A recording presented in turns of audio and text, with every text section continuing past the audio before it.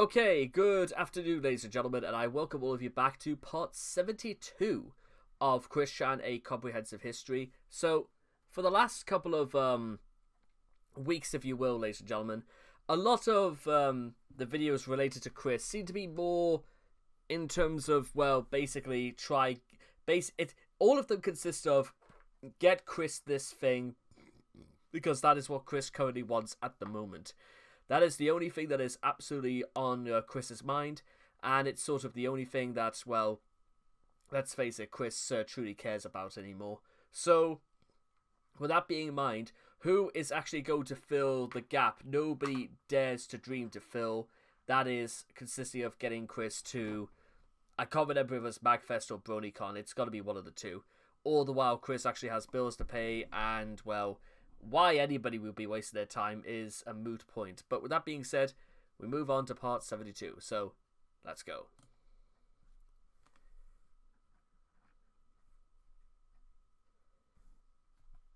In memory of Michael Matz, May 10th, 1994, January 8th, 2023. Musician, artist, and dedicated member of the community, missed by all who knew him. That sucks, actually. That really sucks. He was 29 years old. That's no age, that is.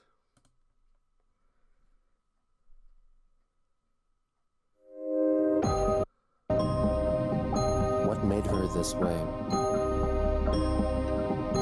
What is the attraction? Yeah, this is... What keeps us fascinated? This is the story of Chris-Chan.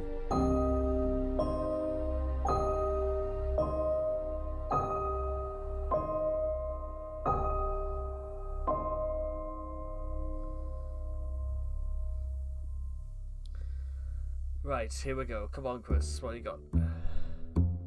On July 9th, 2019, BronyCon. in response to Christine's recent pleas to acquire funds for her trip to the My Little Pony convention, BronyCon, the Sonichu official merchandise Twitter account suggested that she should start selling her bathwater, referencing the recent marketing campaign of social media star and erotic model Belle Delphine, who sold vials of what was purported to have been her used bathwater.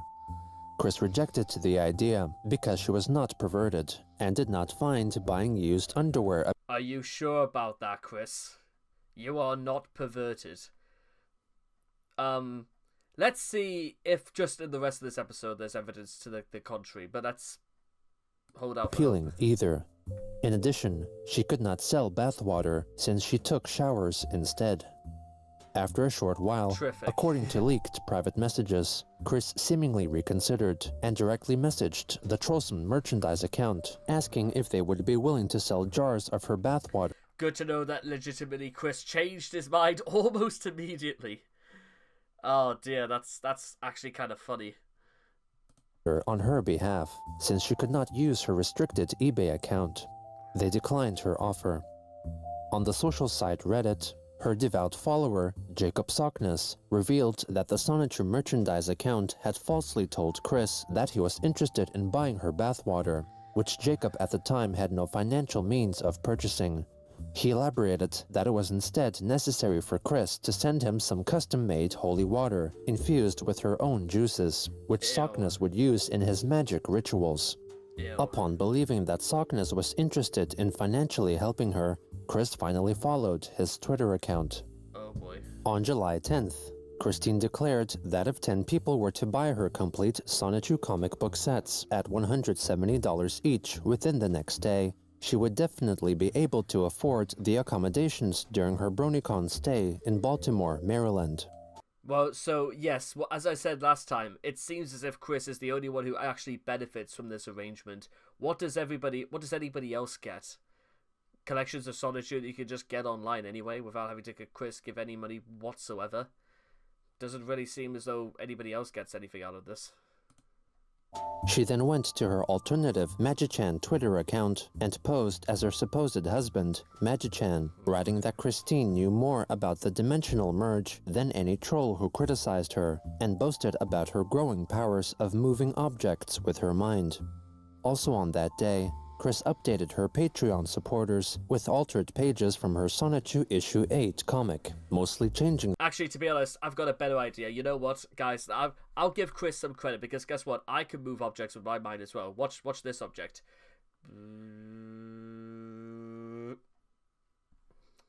Okay, point proven. Yeah, I hope so. Let's go.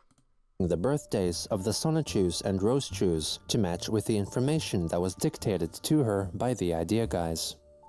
On July 11th, Chris posted on Twitter 2 photos from 1993 that her mother Barbara had found. One of Christian with his father Bob accepting the letter which awarded him a $1,000 shopping spree at the KB Toys toy store after winning a competition from the Sonic the Hedgehog cartoon, and another of Barbara taken at around the same time.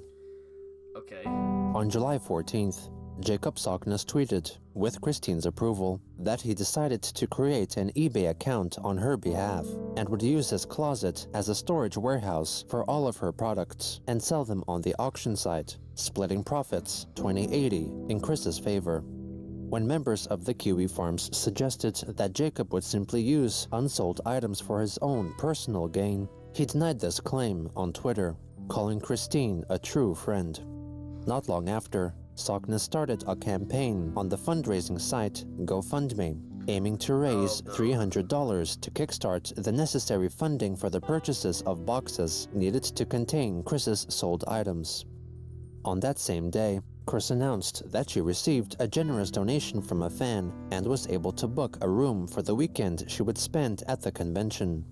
The next day, the Sonichu official merchandise Twitter account trollishly claimed that they would have a merchandise booth at BronyCon where they would sell Sonichu merchandise and give 100% of the proceeds to the Organization for Autism Research. On July 16th, Jacob Sockness revealed that he was in the process of crafting a golem, or a living entity made of inanimate substance that would be brought to life. Oh, by the way, I think yes, it is also worth noting, yeah, the reason, it also is, it's because, well, autism speaks isn't exactly what you call endearing to those who have autism, or at least the ones that know of it. They treat autism as though it's a plague, as opposed to a condition. Via a 9-day sex ritual from the most evil book in his possession, which required semen. 2 days later, Christine updated her Twitter followers with a new colored page from Sonichu issue 15, a remake of Sonichu and Rosechu's first kiss, as seen in Sonichu issue 0, which upon observation seemed to be heavily referencing the poses of the protagonists as depicted in Tricky's fan comic, Rosechu's Story. Is that also on July 18th, Christine elaborated on the updated canonical history of Rosechu's genitalia. For everyone who was asking about Rosia privates as they were back in 2003, she had both sets of parts, but all of the female internal parts functional. The female update happened when she had transformed from Raichu to Rosechu, though she still had the dick. As for other details, I have typed up. Though she still had the dick. That is a title and a half right there. I'm gonna use that literally as the title, I swear. The following before today to elaborate a bit further. She then shared screenshots of private text messages. Hey, another let you know, help me remember. Rosie kept her penis until early 2008.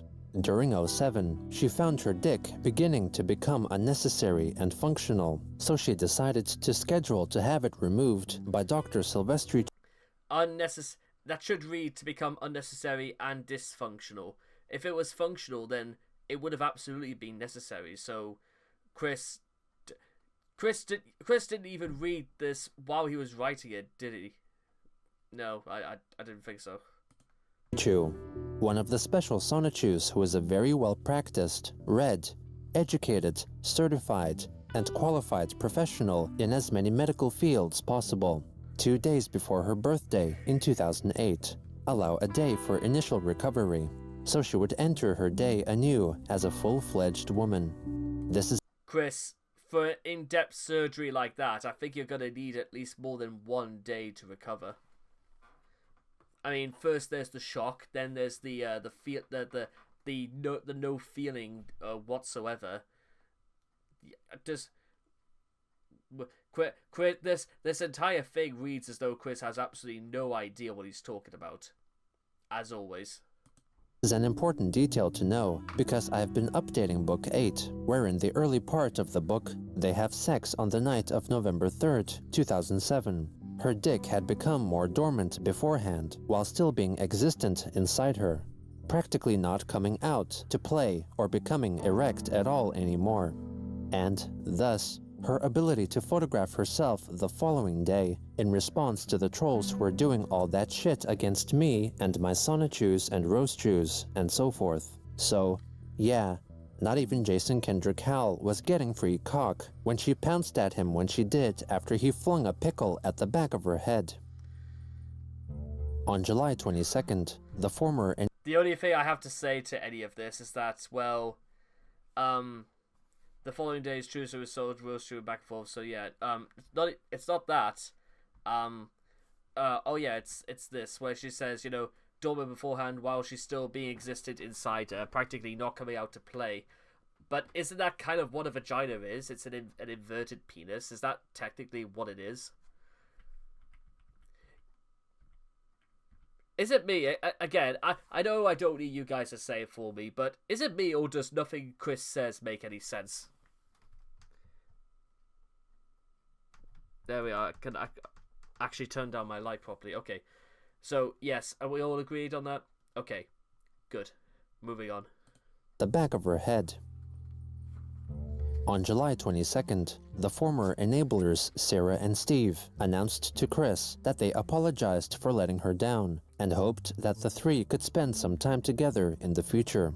They later on defended their previous actions, denying claims that they were quote-unquote fucking with Christine, and that they genuinely only wanted to help her and become friends.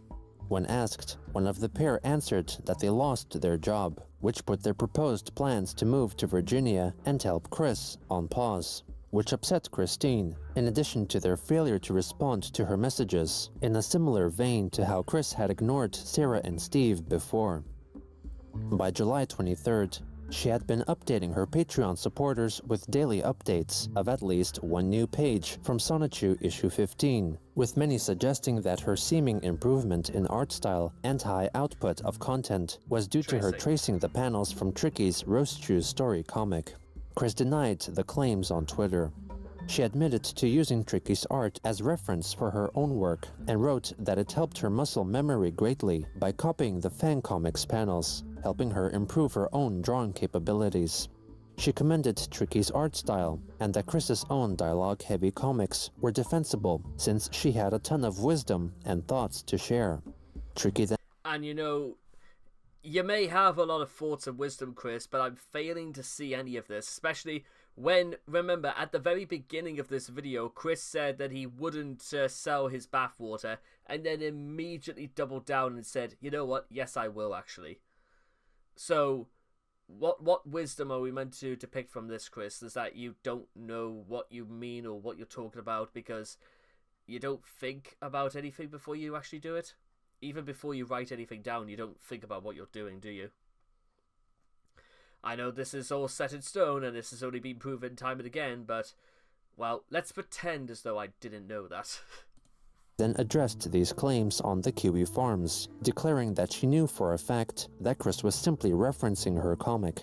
She provided a still image from a video chat they had, which demonstrated how Christine had the Roastchus story comic next to the new pages she was drawing, hence referencing the artwork and not directly tracing, which was allowed under the terms of their agreement. What wouldn't be under the terms of the agreement, however, is whatever the hell. Why would Chris need to wear thick-ass, fingerless gloves to do this? How's Christine meant to see what's going on? On July 25th, Jacob Sockness revealed that Chris included the demon Jacoba, who he allegedly knew, in her Sonichu comic, depicting his death at the hooves of her pony characters, Mary Sue and Gary Stu. On that same day, Sockness wrote a vague tweet concerning a perilous quest, accompanied by 2 photographs of smoky apparitions caught in his apartment. Chris replied, hinting that the two communicated in length concerning Jacob's possessions at the hands of demons and extraterrestrial entities, and his knowledge of the Rokot alien civilization from the Andromeda galaxy, taking Sockness's claims as truth and valuable research. Soon after, Jacob claimed to have shared a dream with Chris during a failed ritual wherein he was with her in Quickville's mayoral office, along with Magi-Chan.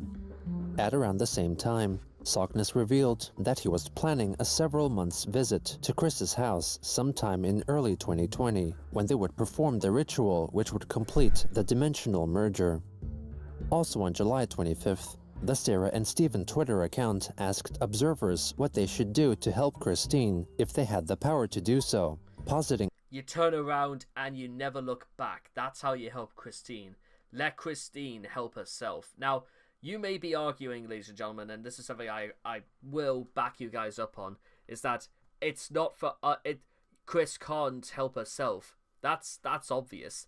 That's why Chris is being at wit's end in terms of struggling financially, whilst everybody else who knows what they're doing, or at least has some idea on how they can start again without, dismantling or selling out their reputation or their self-respect.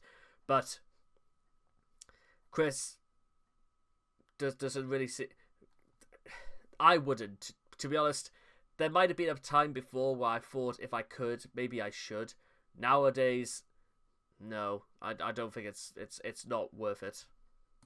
That she would disown them if they were to question her beliefs, and indirectly asked Chris if she really would.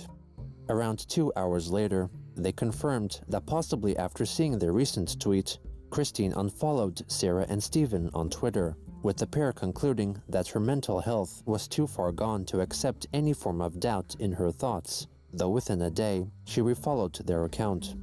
What a surprise. Later again, Chris shared a newly released album for which she drew the cover art by EDM artist Easy K, who interviewed her on a podcast along with artist Merriweather in 2017. In addition, one of her patrons, who ardently defended her and allegedly paid her $200 to order the production of a custom Sonichi medallion, was blocked by her on Twitter, and so then called Chris a repulsive person after all that they and others had done to support her mentally and financially. On July 30th, Christine uploaded to YouTube an announcement of her upcoming attendance at BronyCon. Hello everybody, Christine Chandler coming to you live from home once again, and yes, I'm going to BronyCon this weekend from August 1st to the 4th. All 4 days. Getting there Thursday morning and so forth. But let's be real, alright? I mean, I'm not going to be welcoming of hatred or malcontent, and you're going to get reported to security by me personally if you do anything bad. And I'm not going to do anything bad, so don't make any stupid, false stories about me or shit, or try to set me up even. That's plain stupid. Alright? Anyway, you know me better. I'm more... I still love the fact that Chris is under the impression that it's got to be us we've got to be on our best behavior around Chris. I love how Chris still thinks that she says she's changed, but based on what? What evidence do we have to the contrary? Because this is sounding a little bit familiar. Pleasant, I'm more kind, I'm more honest and sincere and everything. Approach me kindly and it's all good. Approach me badly and... And what, Chris? What are you going to do? Nothing? Just stare at me? Anyway, hope to see all the good people at BronyCon. Be respectful, be kind, be positive to each other. Have a good, safe day. On August 1st, Chris declared on Twitter that she was currently driving to BronyCon, located in Baltimore, Maryland, some 140 miles from Merkersville, Virginia. She photographed herself wearing a handmade tiara made of wire in the shape of the Commodore computer logo to signify her supposed significance as the goddess-like console patron unit of the Commodore consoles. Hooray. Soon after, she tweeted again to say that she had arrived at the convention center. From the very start of the day, she was greeted by many people who identified themselves as her fans and asked to take selfies with her. For that day, she dressed up in costume or cosplayed as Chris, also known as Crystal, the playable character from the game Pokemon Crystal. Hi, Jacob. This is Christine Chandler coming to you live from BronyCon. Here's to you being a good fan of mine. Cheers with a whole mug of sarsaparilla. Also during the first day of the convention, she met with webcomic artist and YouTuber Ben Saint, who in 2016 made a popular video in the form of an educational lecture on the storyline of the Sonichu comic book series. On the morning of August 2nd, Chris posted a photo of her hotel room and commented on her positive experiences of the first day of BronyCon, which included meeting with many kind fans and internet celebrities. For day 2, she donned her pony ear hairband, strap-on unicorn horn, and pink wings, which she first utilized during the 2017 BronyCon. Early on, she was filmed wishing rapper and YouTuber Billy the Fridge a happy upcoming birthday.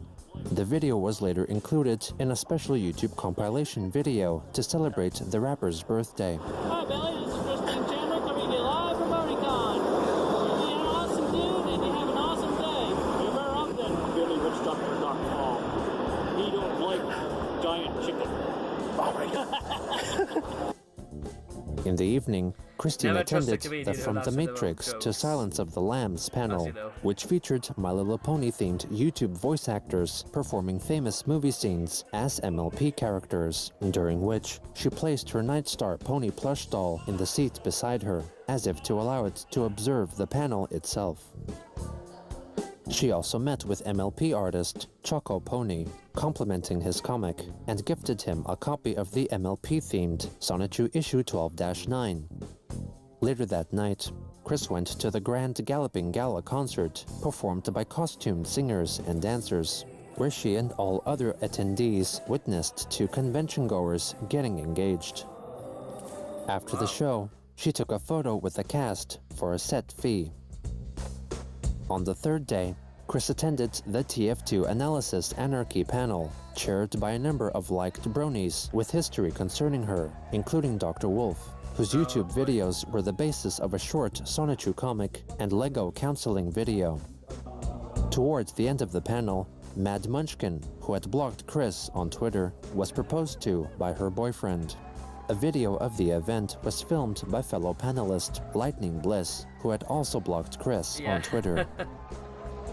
Afterwards, Christine went to the Pony Origins panel, hosted by Bonnie Zachary, the designer of the direct precursor to MLP, the Hasbro-produced My Pretty Pony doll, and Lauren Faust, the creator of the latest generation of the MLP animated series, Friendship is Magic.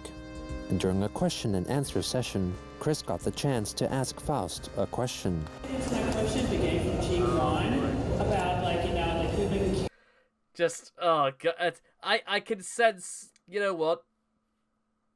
I don't know exactly how infamous, Chris really is in, the Brony community, but even then, I'm just getting the impression everybody is just... I don't know, guys. What do you think? Do you think that there is, open hostility to... Well, I think we know why that is. I think I've just answered my own question, so let's just continue. Okay, bye. characters, especially Megan, and the relationship between the humans and the ponies. Did you think about wanting to do that originally for G4 in the earlier phases? Or did it just kind of it was rejected initially, or not presented at all, and then later figured out for Equestria Girls? Remind me what the question was, Chris. What was the original ideas? Oh, okay, I think that's what it was. You know, I early on in the development process, I had considered that Hasbro might ask me to bring in Megan. They never did, not even once, but I did have a little snippet of an idea, but I didn't need it, so I didn't really flesh it out. Well, at least it all brought down the question, girls. Thank you. Sure. Yeah. Lord, Chris afterwards gave to Faust a copy of Sonichu issue 12-9.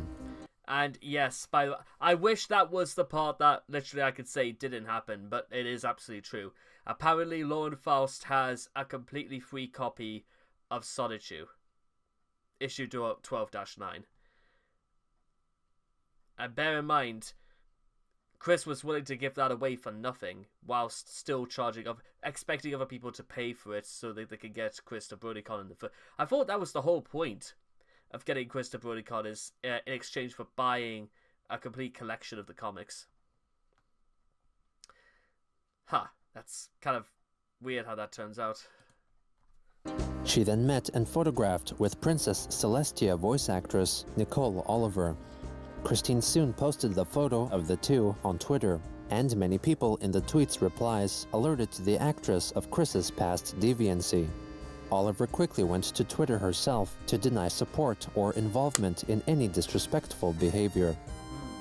It was likely during this time that Christine was exposed to the fan-made trading card game Twilight Sparkle's secret shipfic folder, influenced by the internet-fueled concept of shipping, or imagining hypothetical relationships between fictional characters, and pondered creating custom Sonichu-themed cards for it.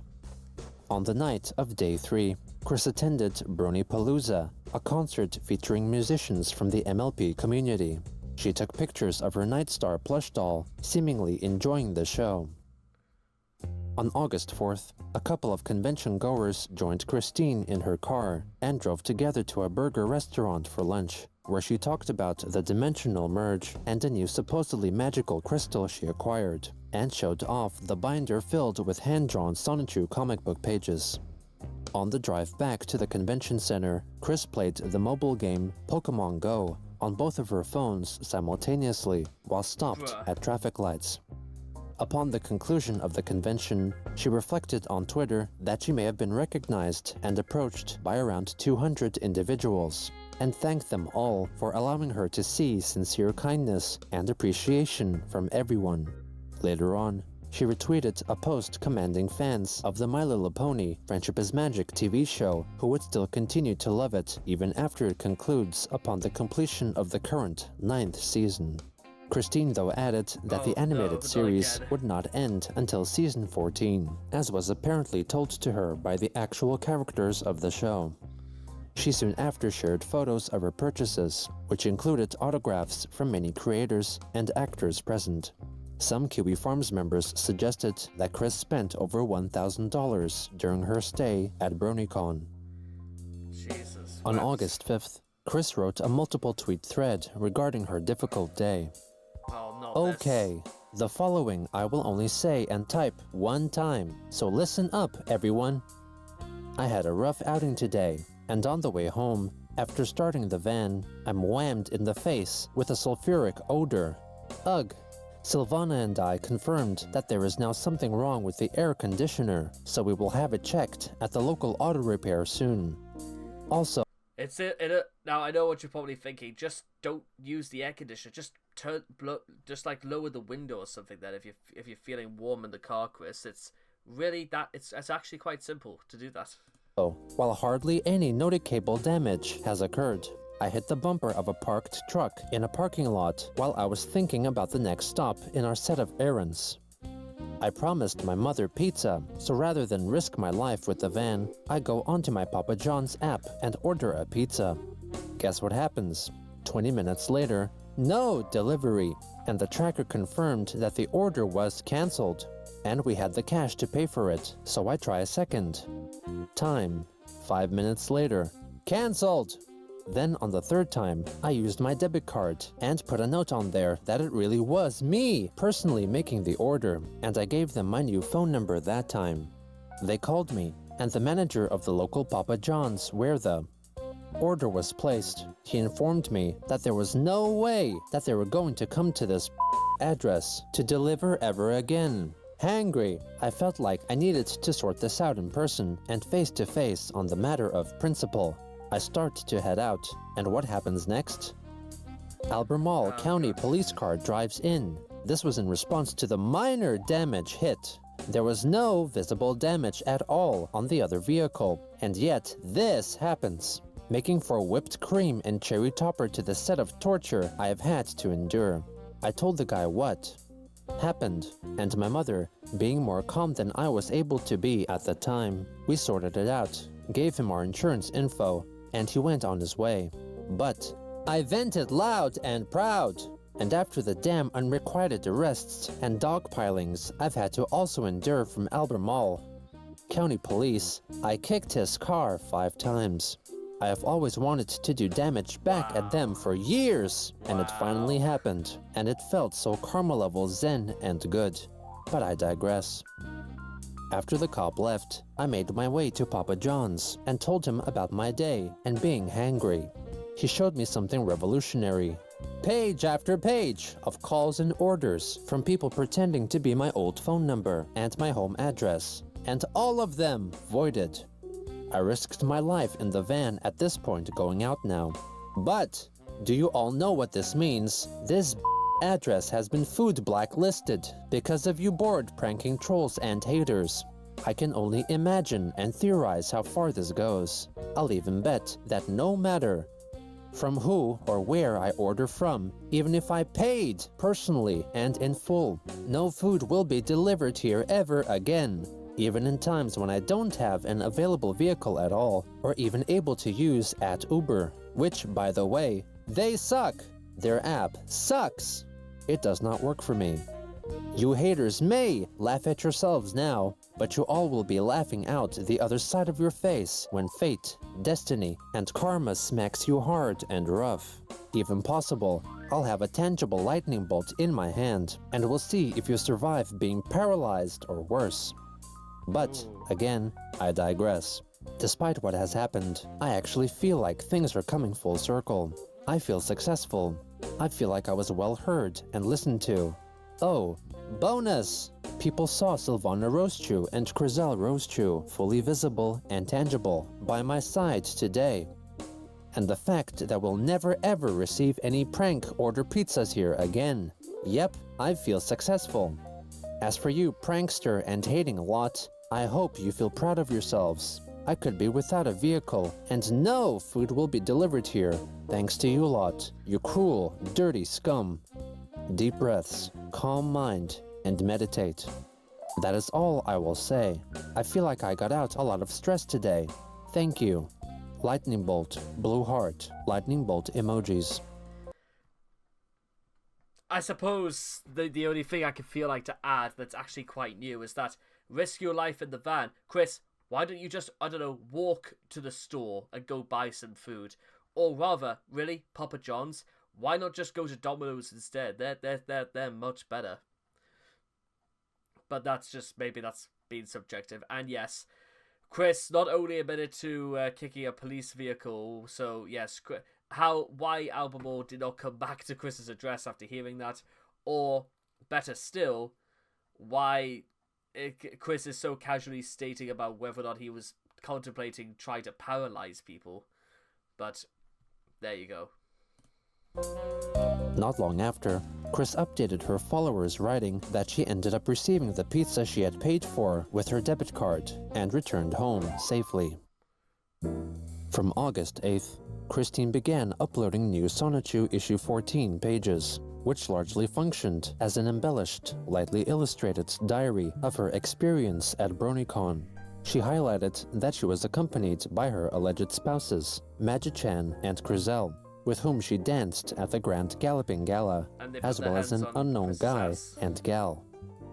Also on August 8th, the former enablers, Sarah and Steven, made their presence known on Twitter again after a lengthy absence, entertaining the idea that the dimensional merge may necessitate certain rituals to be performed in order for it to commence. Jacob Sockness agreed, revealing that Magi-Chan needed to transfer into a host body with the help of Sockness's alleged magical powers. The next day, Chris tweeted a dream-inspired musing. "I'm just putting this on here. Just heard in a dream. What do you call a Happy Meal served on Monday? Cold bananas." On August 11th, Jacob closed I don't know what that was in reference to. I feel like I want my money back after hearing that, and I didn't even pay for anything. his previous fundraising campaign and launched a new one with a $3,000 goal to support his trip to Christine's house, where they would complete the merge, canceling his previous eBay scheme for the moment. Or Jacob scam. wrote in the description, "I'm planning to visit Christine and need to fund the trip and actually have some fun over there. I have big plans for my BFF, Christine, and the dimensional merger. There will be some fur flying for sure, but let's hope not. I have dreamed of meeting my true idol of worship and finally be able to assist her at the peak of my occult power." Stockness also hinted that Sarah and Steve could also join him on his trip, a proposition to which they were open. Also on that day, Christine wrote in length on Twitter that during BronyCon, she supposedly met with one Grizzly the Medic, a member of the Brony community who was recently revealed to have been a sexual predator preying on minors. She elaborated that he was cosplaying as a BronyCon security guard and identified himself to Chris as a big fan of hers. They took a photo together, even though she did have a bad feeling about Grizzly the Medic's demeanor. Further on, since Grizzly was 20 years old when he sexually conversed with a 14-year-old, Chris questioned the rightfulness of outlawing sexual relations between an 18-year-old individual and someone under the legal age of adulthood. For the love of God, please don't, Chris. I understand. Now listen, I'm not gonna get into the whole into the nuances about Romeo and Juliet laws, because that specifically it would be a case for somebody who actually lives in America and not in the case of what happens here in the UK. But I'm just gonna tell you guys, don't start trying to justify why this sort of thing might be okay. Don't do it. Please just don't do it. Now, I am not by any means standing up for or defending Grizzly, but think about it. You're in high school, senior year. You've just turned 18 years old, but before. Then, it was okay for you to date that hot 15-year-old cheerleader or jock, as you had been doing for a few months beforehand. Now she/he is super off limits. You turn 18, regardless of gender or gender identity. Everyone begins to see you as an adult. There are factual case points where mentally you are still a teenager, not yet fully into adulthood until 21, where that mindset is where everyone puts you at when you turned 18. I empathize the transition from going from dating most anybody within your classroom range, not counting the faculty, to where you may as well be having a difficult time finding your new sweetheart/soulmate. Question, what about those who are legitimately not interested whatsoever? I never got to date or experiment like that with anyone. And yes, we know, Chris, and we don't care. During my high school years.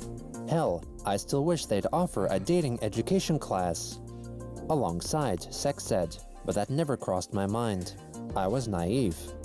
But in this later age, I can empathize and compare with those I had witnessed from others around me back then in person, as well as what was heard of in televised media.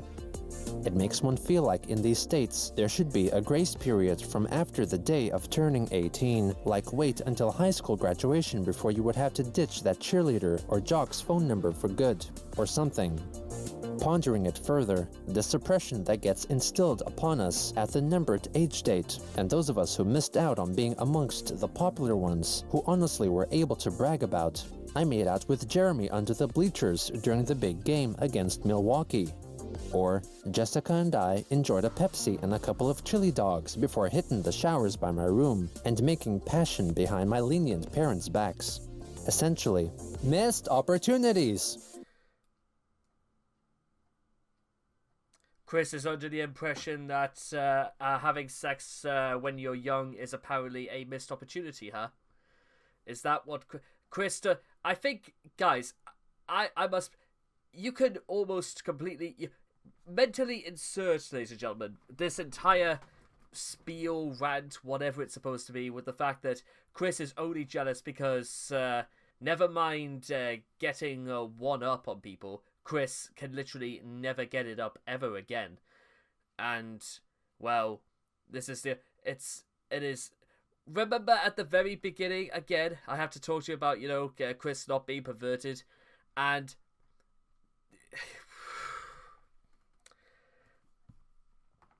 this just makes...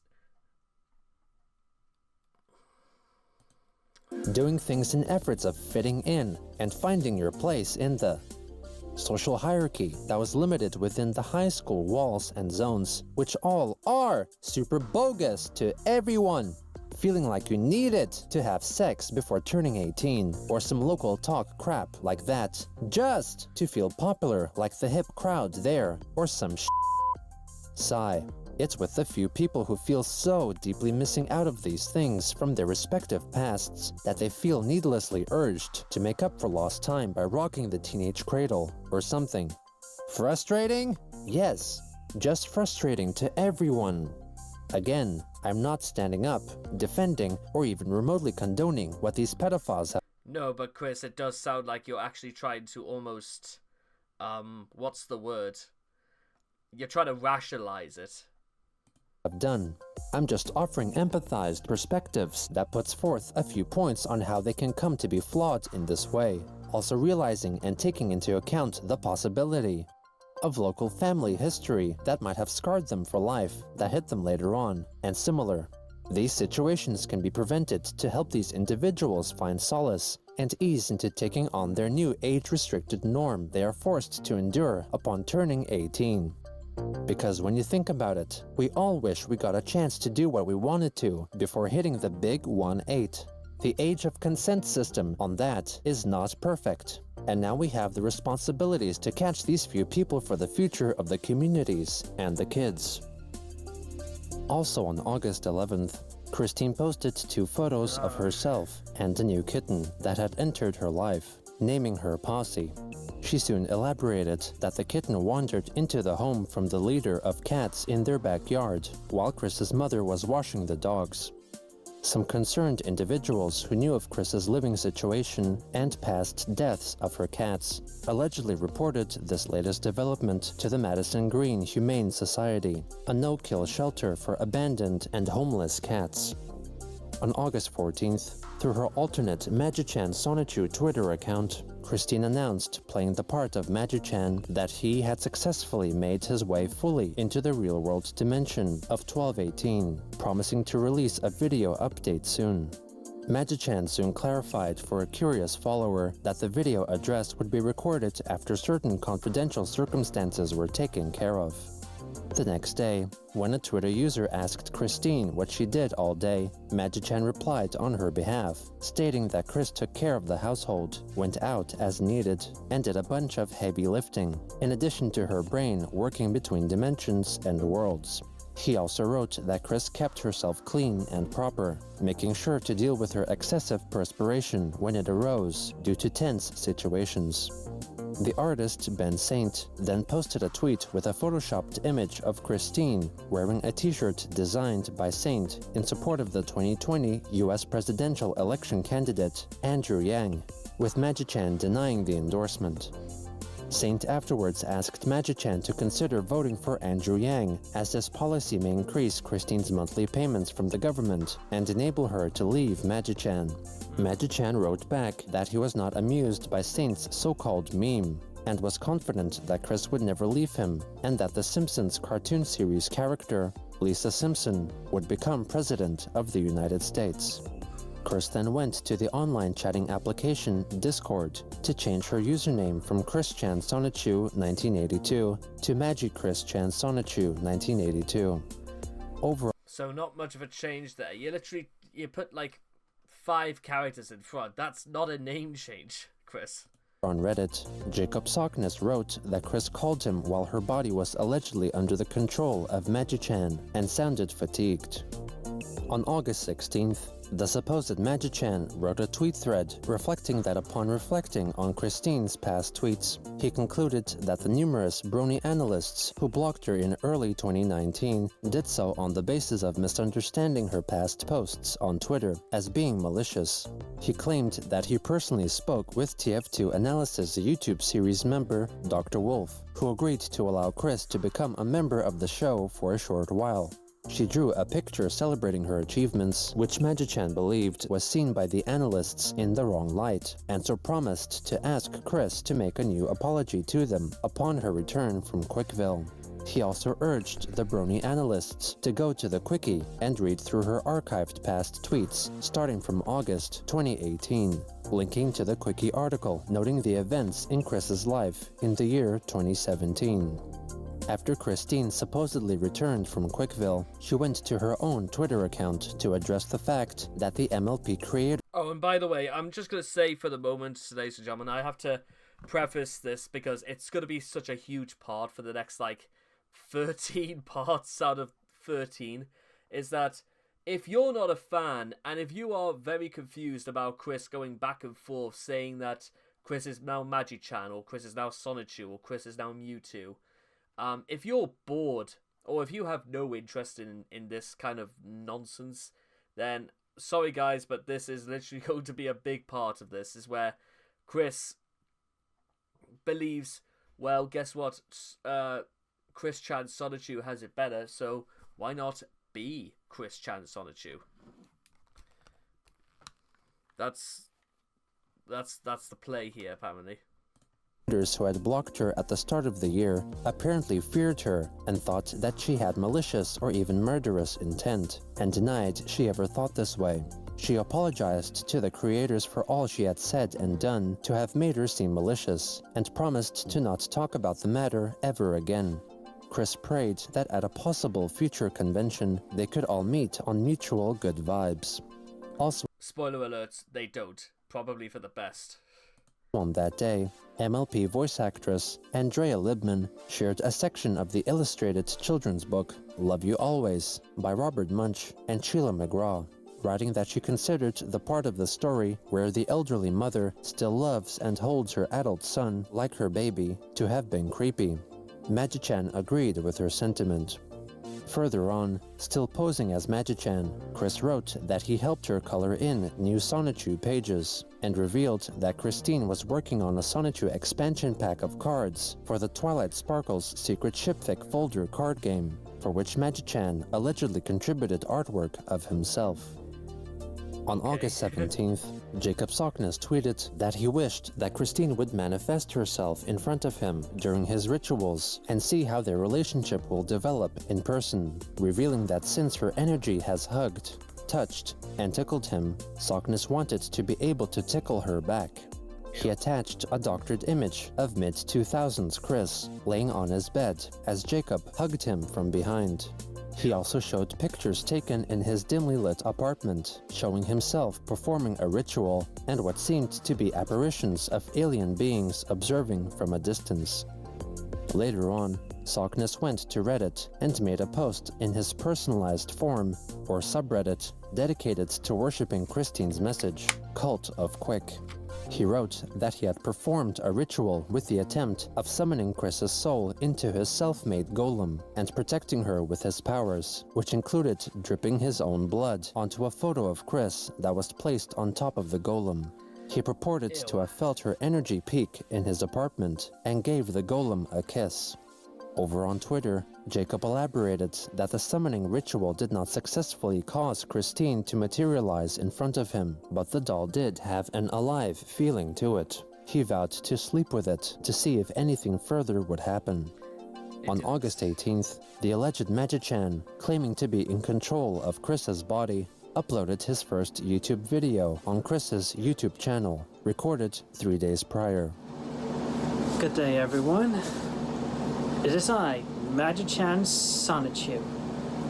I have taken possession of Christine's body, as we have swapped bodies.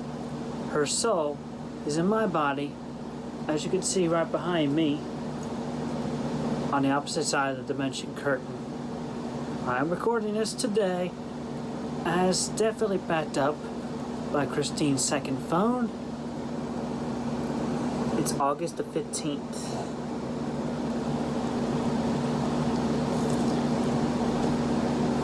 Which, on that note, should be the day I have uploaded this video, originally, long before I made it public. You could definitely tell that it is I as opposed to Christine. Because you still haven't Not showered. only in the vocal tones, but also my behavioral patterns.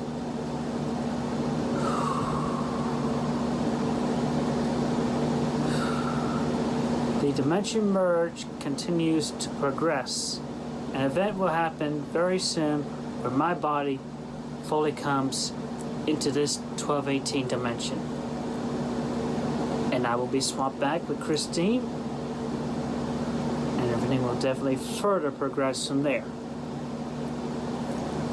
It is quite different being in a human body as opposed to my science body. Especially in the brain. My brain works a lot better. This brain, it needs work. But I am working on it. I am improving. Magi-Chan procures a fidget cube and holds it in her palm. It wobbles as her hand moves slightly, but ultimately fails to fall out of her hand.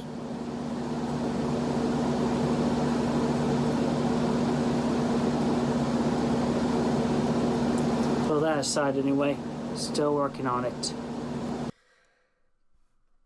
No, Chris. No. Honest, you know what? If I was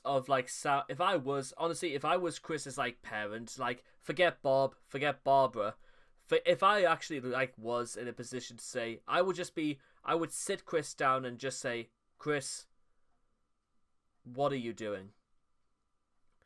Why are you making yourself look ridiculous? Chris, there is no dimensional merge. Solitude is fictional, and you're wasting thousands of dollars on things that don't particularly matter. Chris, honestly, legitimately, if I was making videos, like, about this time, about Chris, then I just would have sat Chris down and said very, very slowly, Chris, are you absolutely sure you know what you're doing? Because I've been sat here for 72 episodes now. And I will be honest when I say I don't think Chris has ever fully known what Chris was doing. I really don't. I don't know how Chris thought he was going to make Solitude a success. I have no idea what Chris's intentions were for coming out as trans. I honestly, to this day, I still don't even know why Chris did it. And I don't even know what the point of trying to LARP to people over the internet.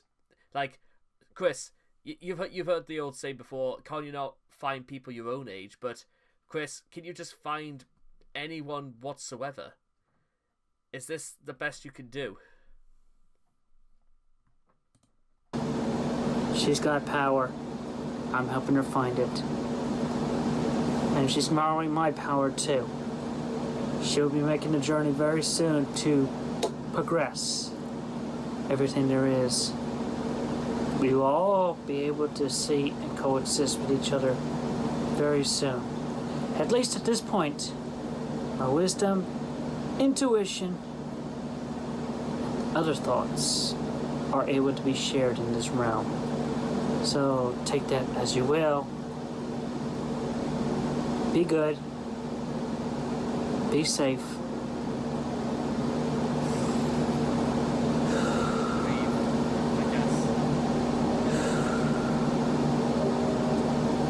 Be kind and take care of each other. As the prophesized dimensional merge continued to elude her in her time of need, and used by those with ulterior motives, boosting her beliefs so as not to break the bond. After years of being tricked into believing alternate realities, it seemed that there was no one who could break the cycle and bring her back to reality. The stage was set for new players to enter and perform the roles that only Chris wanted to see. Yeah.